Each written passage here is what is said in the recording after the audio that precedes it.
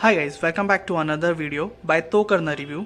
आज के इस वीडियो में हम रिव्यू करने वाले हैं ऊफी 2-in-1 वैक्यूम क्लीनर। ये वैक्यूम क्लीनर मैंने ऑनलाइन flipkart.com से परचेज किया है और इसकी प्राइजेस मुझे पड़ी थी 11,999 की। वेयरएज इस प्रोडक्ट के ऊपर आपको 1 ईयर की वारंटी आती है।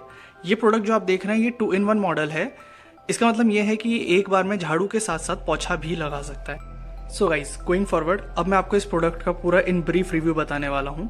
सबसे पहले मैं आपको बता दूं कि 11,999 के अंदर आपको इसका पूरा फुल सेट मिलता है। सेट में इसका चार्जर, चार्जिंग बेस, आपको ये रोबोट के साथ में आपको ये डस्ट कलेक्टर भी मिलता है इसका, और इसके नीचे एक मॉप लगा हुआ है, मतलब पोछा मारने के लिए जो पोछा था वो भी आपको इसके साथ में मिलता है। प्लस इसके साथ में कुछ स्पेयर पार्ट्स और दिए जाते हैं जो मैं आगे आपको वीडियो में बताऊंगा। सबसे पहले मैं आपको बताता हूँ इसका इंस्टॉलेशन बहुत सिंपल होता है। सिंपली आप ये चार्जर निकालेंगे, उसके अंदर मैनुअल के अंदर इजी स्टेप्स बताए हैं। आप इजीली विद इन 2 और 3 मिनट्स इसको इजीली इंस्टॉल कर सकते हैं। तो इसमें ऐसा कुछ भी नहीं है कि आपको ज़्यादा दिक्कत होगी। वेयरएज अगर इसकी ऑपरेटिंग मोड की बात करी जाए तो आप इस बटन को ऑन करके जैसे आप प्रेस करेंगे सिंगल क्लिक से, तो ये रोबोट ऑटोमेटिकली थोड़ा सा पीछे आएगा, अपने बेस से निकल के आपके घर की पूरी क्लीनिंग करने लग जाएगा। सेकंड वे इसको ऑपरेट करने का होता है, इनका एक ऑफिशियल ऐप होता है। आपको उस ऐप को इंस्टॉल करना पड़ेगा और इंस्टॉल करने के बाद में आप अपनी जो ऐप है उसको इस रोबोट के साथ में लिंक कर लीजिएगा और उसके बाद में आप कभी भी उसको ऑन ऑफ कर सकते हैं। प्लस इस प्रोडक्ट के अंदर एक चीज़ बहुत अच्छी है कि आप इसके अंदर शेड्यूल क्लीनिंग भी लगा सकते हैं।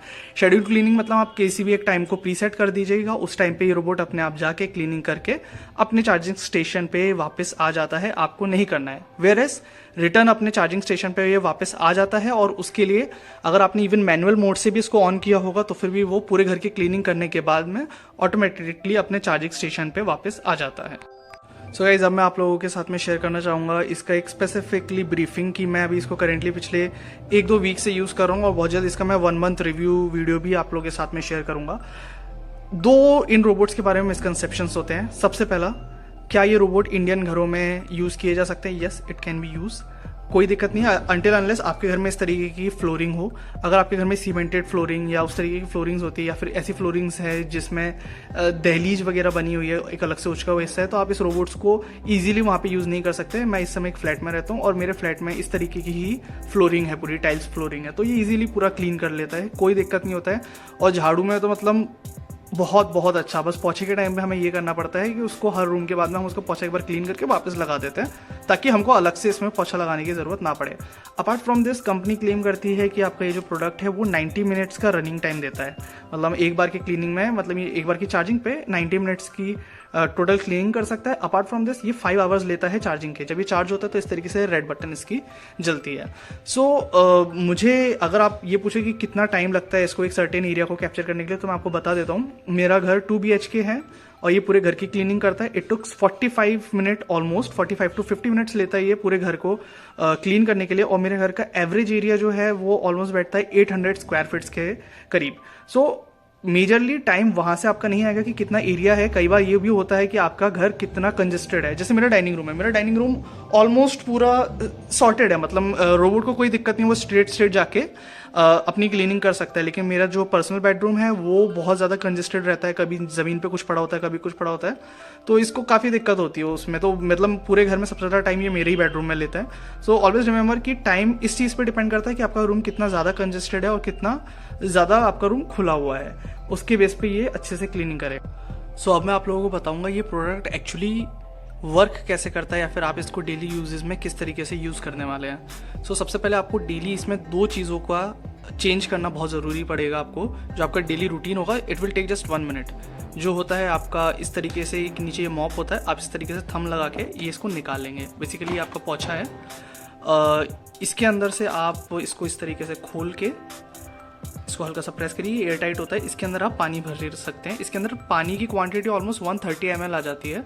तो 130 ml इसमें एक बार में पानी आ जाता है और फिर आप इसको इस तरीके से क्लोज कर सकते हैं। और उसके नीचे आपको ये एक माइक्रो फाइबर का पोछा दिया जाता है। जो आपके पोछा जो लगाएगा वो इसी के थ्रू लगेगा। और इसके अंदर यहाँ पे पीछे 2 फिल्टर्स हैं, अगर आप इसको हटाएंगे तो यहाँ पे इस तरीके से होल्स होते हैं, उसमें फिल्टर्स लगे होते हैं, तो उसके थ्रू इसके अंदर धीरे धीरे पानी जो होता है वो ड्रिप होते रहता है। सो आपका ये जो पोछा होता है थ्रू आउट द क्लीनिंग गीला ही रहता है।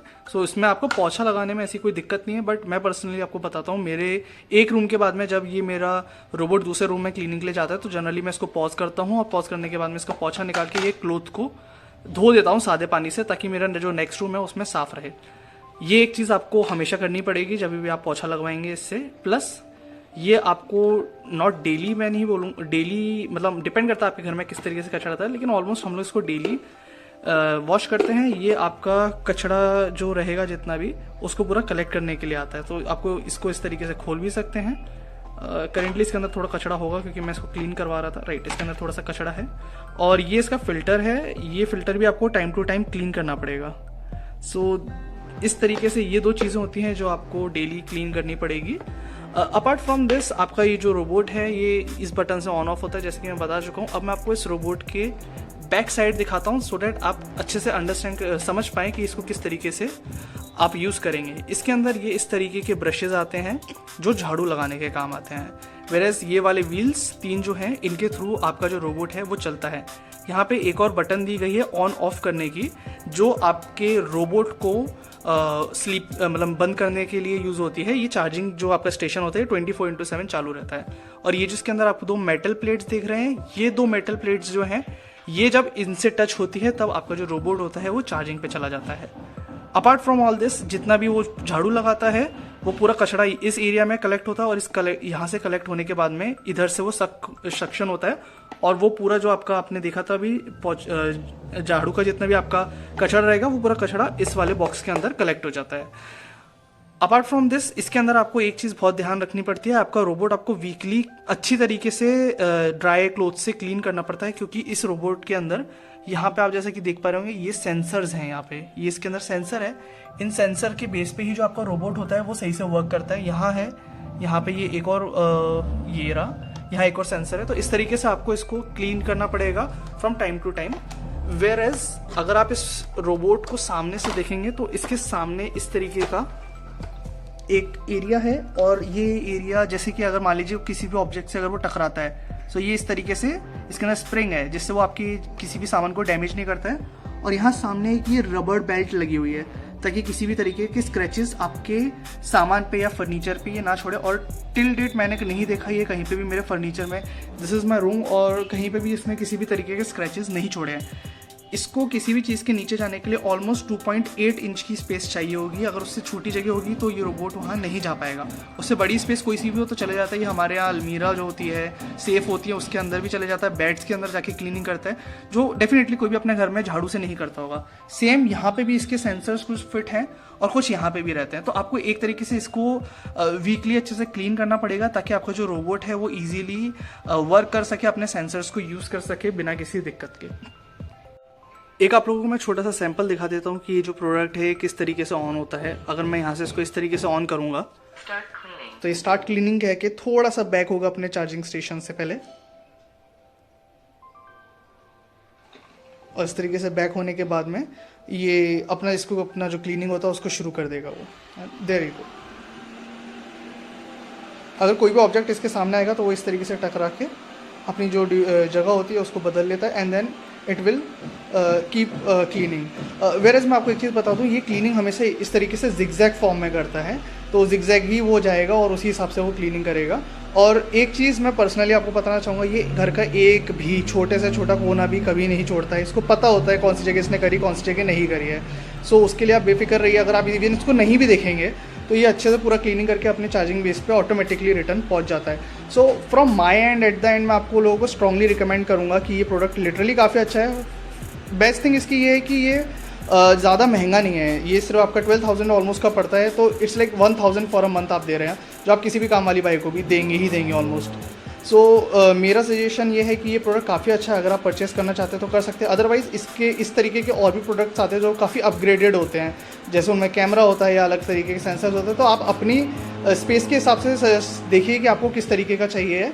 मेरा हार्डकोर सजेशन रहेगा कि please go for this product, this is really really good. As if now मुझे इसमें कोई दिक्कत नहीं आई है। इसका 1 मंथ रिव्यू वीडियो जब डालूंगा तो आप लोगों के साथ में मैं और इसकी डिटेल्स जो होंगी उनको फर्दर शेयर करूँगा।